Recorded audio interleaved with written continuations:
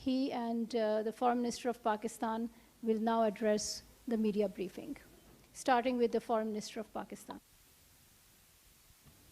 Thank you. Bismillahir Rahmanir Rahim. Nahmadu Nusalli ala Rasul al-Kareem. Your Highness, let me begin with the reiteration of profound gratitude to His Royal Highness Mohammed bin Salman bin Abdulaziz, Crown Prince and Prime Minister of the Kingdom of Saudi Arabia, for the generous hospitality extended to us during our recent visit, led by Prime Minister of Pakistan, Mohammad Shehbaz Sharif, from 6th to 8th of April 2024 in Haramain Sharifan cities.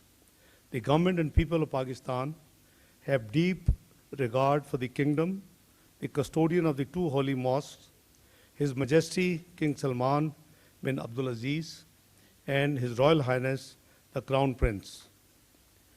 The delegation led by my brother, His Highness Faisal bin Farhan, which includes Excellencies, Ministers for Environment, Agriculture, Water, Industry, Mineral Resources, and Investment, together with the Secretary General of the Saudi Pakistan Special Committee and senior officials from the Ministry of Energy and Public Investment.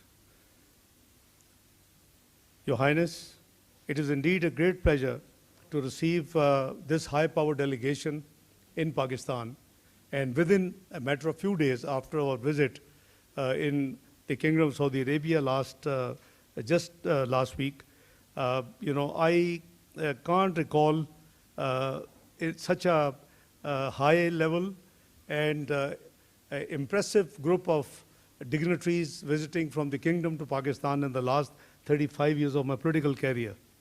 Today we had comprehensive discussions covering various aspects of our multifaceted cooperation.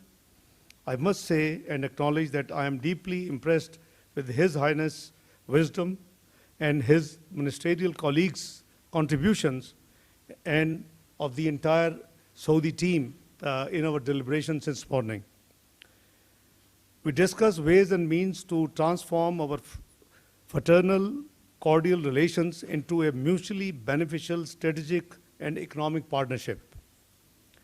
We greatly appreciate the keen interest of the leadership of Kingdom of Saudi Arabia in enhancing investments in Pakistan. This visit provided the Saudi delegation with the first-hand experience of the Special Investment Facilitation Council, which serves as a one-window platform for the fast-track decision-making and promoting and facilitating foreign direct investments in Pakistan.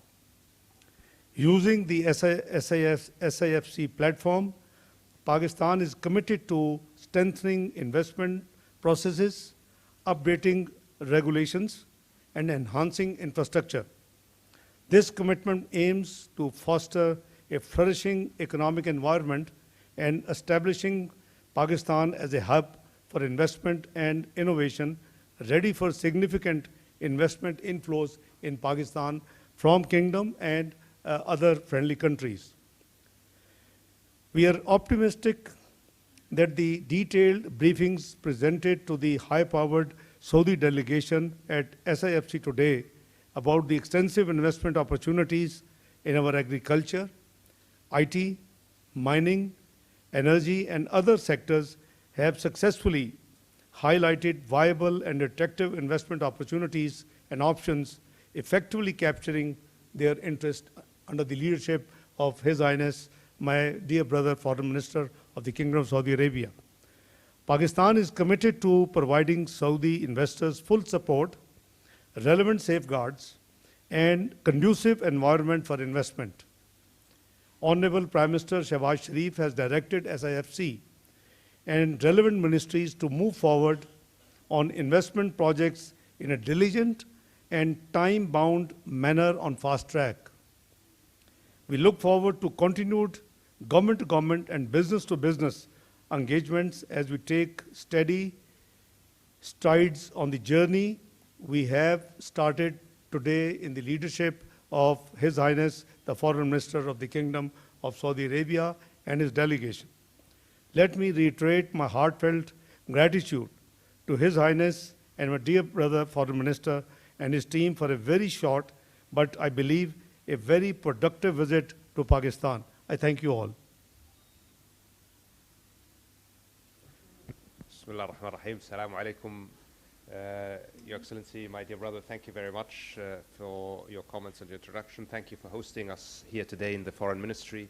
And I would like to express my profound appreciation and that of my accompanying delegation to the government of the Islamic Republic of Pakistan for the hospitality and warm reception we have received during this visit. This visit comes as a result of the meeting between His Excellency the Prime Minister and His Royal Highness the Crown Prince, after which the Crown Prince instructed that this delegation be formed and come in very quick succession after that meeting to follow up on the discussions, the very fruitful discussions between the two leaders. And we have had a productive series of meetings already with our counterparts, with our colleagues. We have also had the honor of meeting His Excellency the President and the Prime Minister. And during all of these meetings, we stressed the importance and the strategic depth of this relationship. We stressed the commitment of the Kingdom of Saudi Arabia to further exploring avenues to deepen and strengthen that relationship, and we heard a similar commitment from our colleagues on the Pakistani side.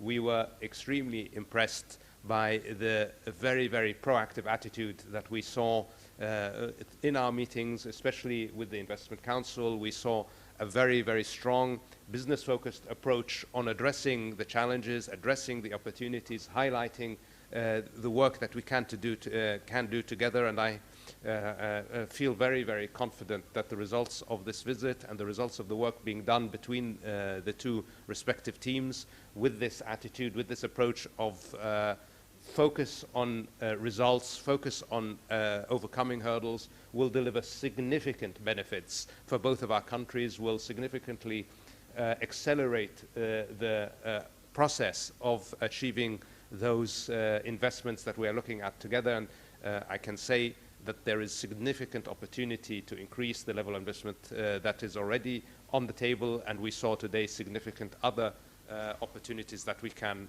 pursue. So I think this is a very, very positive visit from our perspective at least, and the engagement that we have had so far lays the groundwork for significant and important work to be done in the next few months in order to achieve all of the potential that exists. And you know, we believe in the Kingdom of Saudi Arabia very strongly in the potential that Pakistan holds, especially in the economic development side. There is a lot of untapped potential that is clear to everyone.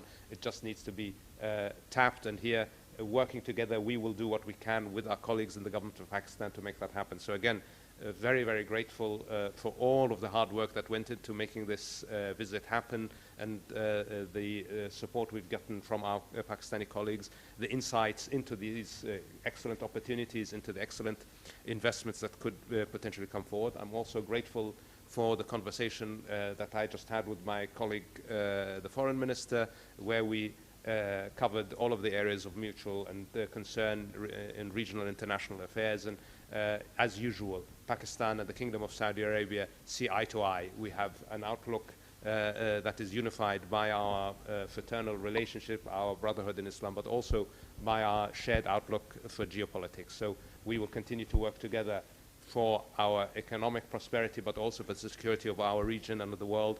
And I'm always happy when I'm able to be here, Your Excellency. So thank you again for receiving us. Okay, we'll now start the Q&A session. The first question will be asked by the representative of Saudi Press Agency, Mr. Abdur Rahman Hayat. He will address a question to the Foreign Minister of Pakistan. Sir, Abdur Rahman Hayat from Saudi Press Agency. My question, leadership of Pakistan and Saudi Arabia have agreed to upgrade the long-lasting Pak-Saudi relationship to a lasting strategic and economic partnership.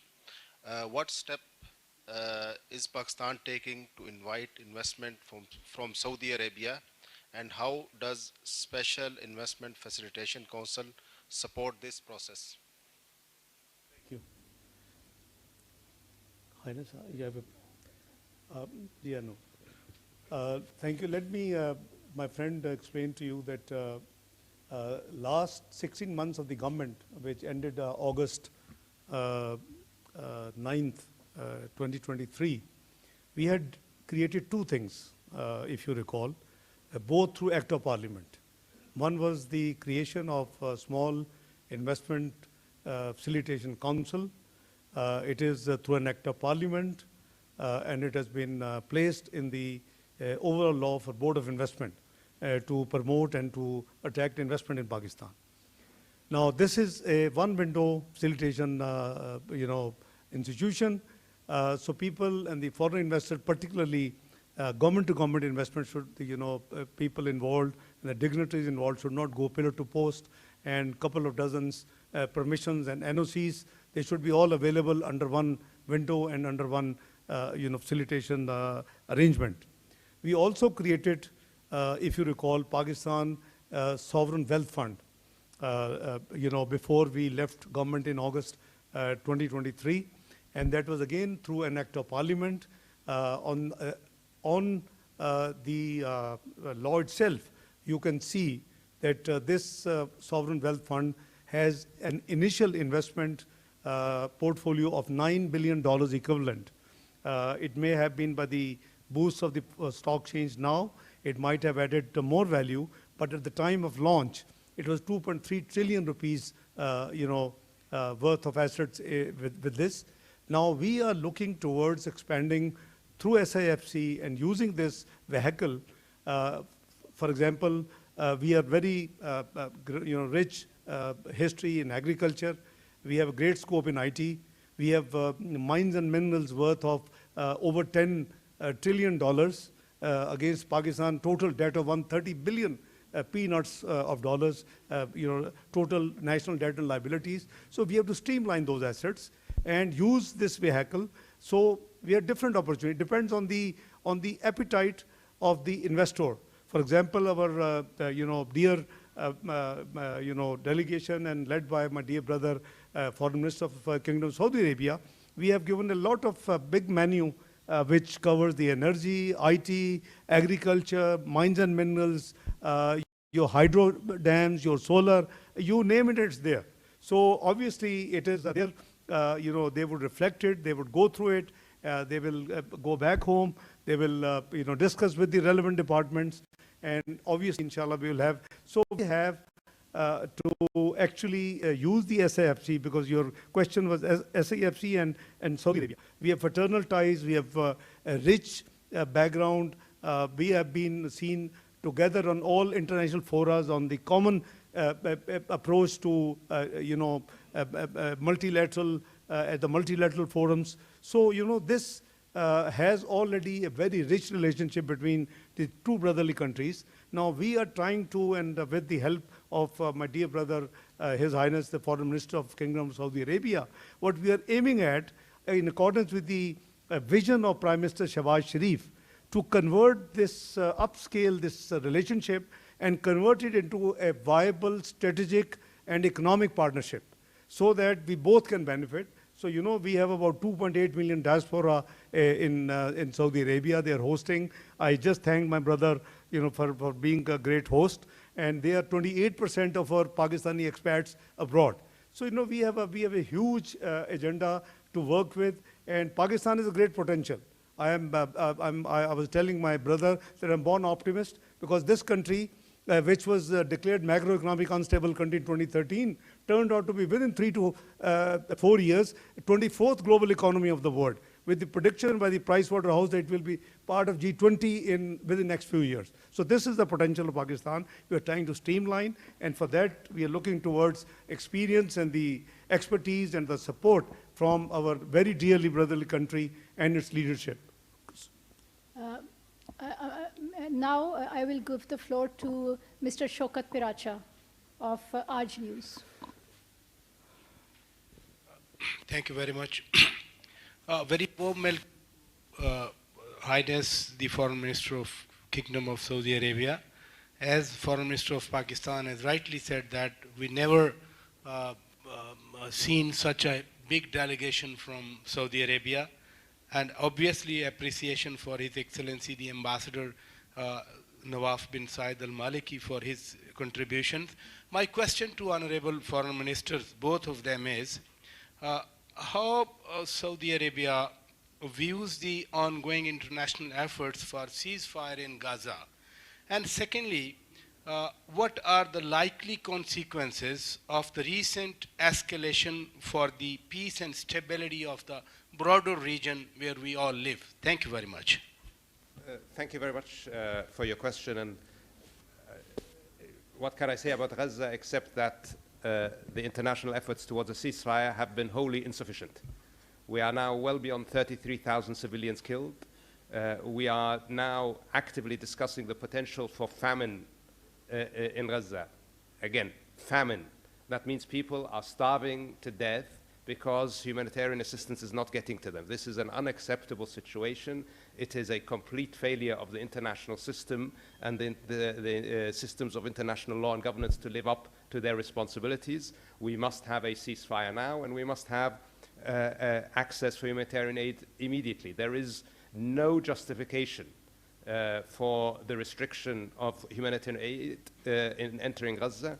It is a reality that despite 2 UN Security Council resolutions, we have not seen sufficient aid entering. We have finally now started to see a turnaround in the issue of aid. Unfortunately, that happened after 6 Western aid workers were killed by Israel. But it didn't happen after 33,000 Palestinians were killed. So this shows you the continuing double standard that we have to deal with and we have to live with. The reality is the international community is not living up to its responsibility. We must do more to end the killing. We must do more to end the suffering of the people of Gaza. And we will continue to call for that, and as we will do that with our partners around the world. Look, we are already in an unstable region. The humanitarian catastrophe in Gaza is already inflaming the region. We do not need more conflict in our region. We do not need more confrontation in our region. So it is our position that de-escalation must be everybody's priority. When there are differences, they should be resolved through dialogue, not through the use of force, and we will do everything we can to push in that direction. Thank you. If, with your permission, my dear brother, if I can add few words on this issue. It's a very important issue, and Pakistan is deeply concerned over Gaza issue. I share the feelings, the statement of my dear brother, Highness, the Foreign Minister of Kingdom of Saudi Arabia. We have talked about this subject bilaterally, and I think it is a time that this genocide must end, because 33,000 killings of of Muslim brothers and sisters and small innocent children, this is far too much, and the world conscious must wake up. I think we both agree that what we need is immediate and unconditional ceasefire to take place. We both believe that unimpeded humanitarian assistance to the besieged people of Gaza should go. They should not let them be killed by starvation. In addition to the what genocide there is taking place, there's the return of the displaced Palestinian must also take place, and the accountability of the crimes which have been committed. I mean, we have been seeing the centuries-old and the decades-old crimes are being investigated, and accountabilities undertaken in the recent last few decades. Why not for this genocide crime? So I fully endorse my brother's feeling. Pakistan is deeply concerned. We believe the perpetual solution to this issue will be when Palestinian state is established according to the 1964 resolution with Al-Quds Sharif with its capital. I think that is what is required. It is good for Israel perhaps also, but I think it is need of the hour, and the world community must wake up. You just heard my brother saying that only 6 killings of the Western people woke them up, and we saw some action being taken place, but for months there was no movement. So I share my brother's feeling, and on behalf of Pakistan, on a personal behalf, that this is something I think the world must act fast and as fast as it can. Thank you. Thank you. I would now ask Mr. Muhammad Ejaz from GNN to pose a question to the Foreign Minister of Pakistan. Ji, I would like to ask a question from both the dignitaries here. As you mentioned in your speech earlier about the Pakistani diaspora, I would like to ask the Pakistani diaspora is living in the Saudi Arabia for very long, and they are playing a very positive role in the Saudi society and the development. How Pakistani diaspora can play its role in future strengthening the ties between the both countries? And secondly, I would like to ask my guest foreign minister how Pakistan is facing a challenging situation, and the world is also facing different challenges. How Pakistan and Saudi Arabia will both proceed to overcome these challenges and to face the situation as you have mentioned in Gaza? Well, let me just explain to you that, I thank His Highness and the Kingdom of Saudi Arabia leadership for hosting our 2.5 million, Pakistanis there, which is 28% of the workforce of Pakistan. And their contribution in the national exchequer through the remittances is tremendous, is almost 25% of the total remittances Pakistan receives from all over the world from Pakistani expatriates. Number two, I have requested my dear Highness brother that if the kingdom could consider that we have a new policy which has been decided by Prime Minister Shehbaz Sharif, that we would now train our labor force and our human resource export based on skill training, and particularly in different fields. So, the kingdom is coming up with a huge 2030 vision. The vision of the leadership of Kingdom of Saudi Arabia, His Royal Highness the Crown Prince, Mohammed bin Salman. So they are creating a new world in the name of new city. So I have requested that Kingdom may kindly consider, we will meet the standards, we will meet the skill requirements, we will meet more human export, human resource export from Pakistan. So, we have discussed this subject in detail. Would you like to add, Your Highness? Excellency, yes. First on our brothers from Pakistan who live and work in the kingdom. As I told you, Excellency, we are incredibly grateful for the contribution that they make and have made historically to the development of the Kingdom of Saudi Arabia. Our brothers from Pakistan have stood side by side with us for decades now in building our country, and we are very grateful for that, and they are a very important positive contribution to our economy, and they continue to be so, and I'm sure they will continue to be such in the future. And with the initiatives of the government, we hope we can add additional value for both of our countries in that regard. Obviously, as regards facing challenges together, we will have to cooperate, and we will rely on each other's support as we have historically, and we have always overcome the challenges in the past, and we have helped others together and help overcome. Both Pakistan and the Kingdom of Saudi Arabia very much believe in dialogue and cooperation to address the challenges that the world faces. And we will work together to bring others into that mindset and to work into that direction. Thank you. Last question. Because of the time constraints, we have room for only one question, and that would be Ms. Mona Khan from Independent Urdu. Thanks for the opportunity. My question is for the Excellency, Foreign Minister of Saudi Arabia. Your delegation has received a detailed briefing from the SAFC on the investment opportunities in Pakistan. So what are the key sectors your investors are looking for? Thank you. Thank you very much. I prefer not to go into any specific sectors, although I will say it was a very broad presentation in several strategic areas. What I will say is that we were very impressed.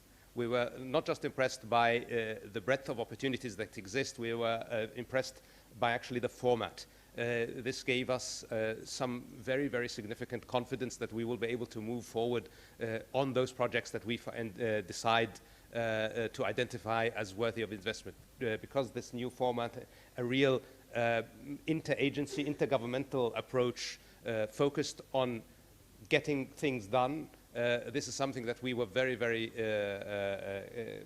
enthusiastic about. So I think for us, what was most important was the new approach that we saw.